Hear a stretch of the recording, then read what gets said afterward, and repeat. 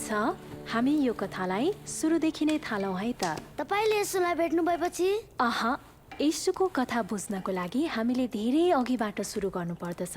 पवित्र धर्मशास्त्रले हामीलाई सिकाए अनुसार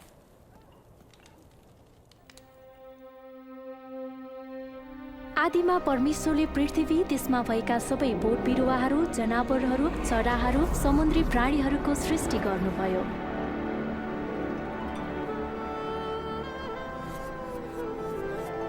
माटोबाट उहाँले पहिलो मानिसलाई बनाउनु भयो र उहाँले उसको नाकको प्वालमा जीवनको श्वास हालिदिनुभयो।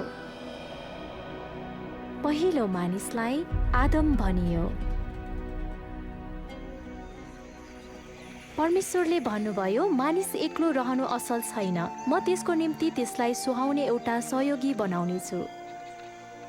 यसकारण परमेश्वरले आदमको एउटा करङ निकाल्नुभयो र त्यसैबाट हब्बा नाम गरेकी एउटी स्त्री बनाउनु भयो।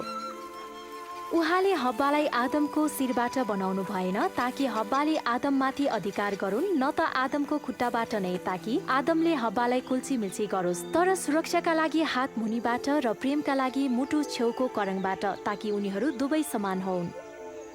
प्रेमिलो परमेश्वरले पुरुष र स्त्रीलाई आफ्नै स्वरूपमा र उहाँसँगै मिलापमा रहन भनी बनाउनु भयो। उहाँले तिनीहरूलाई सृष्टिमाथि मिलेर शासन गर्ने जिम्मेवारी दिनुभयो।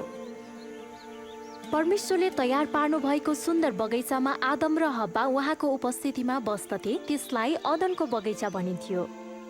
परमेश्वर बगैँचामा तिनीहरूसँग हिँड्नुहुन्थ्यो र तिनीहरूसँग कुराकानी गर्नुहुन्थ्यो। त्यहाँ कुनै दुःख, अत्याचार र मृत्यु थिएन। परमेश्वरले आदमलाई भन्नुभयो, बगैँचामा भएको सबै रुखका फलहरू खान सक्छौ, तर असल र खराबको ज्ञान दिने रुखको फल चाहिँ नखानु। यदि तिमीले त्यो रुखको फल खायो भने तिमी अवश्य नै मर्नेछौ।